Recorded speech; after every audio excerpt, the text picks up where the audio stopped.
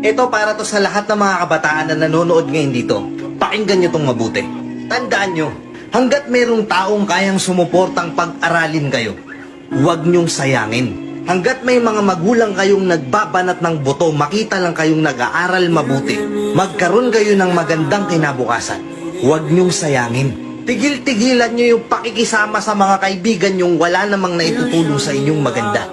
Puro katarantaduhan lang ang alam. Puro tambay dito. Cutting tayo dito. Ano to, papasok ka? Kasi kung di ka papasok ako, hindi na rin.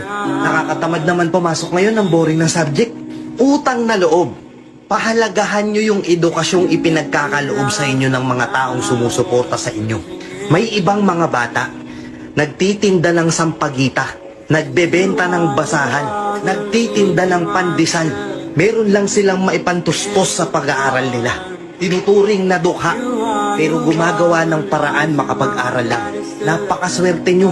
Pinag-aaral kayo ng magulang nyo. Ang daming nanonood dito na nakapagtapos ng pag-aaral dahil sa sariling sikap nila. Walang taong sumuporta sa kanila o walang magulang na kinayang makapag-aral sila sa sobrang hirap ng buhay. Ngayon, kung ikaw yung tipo ng bata na binabaliwala mo yung edukasyong pinagkakaloob sa'yo, mag-isip-isip ka. Kasi kapag tumanda ka na at humarap ka na sa realidad, kawawa ka kung wala kang abilidad.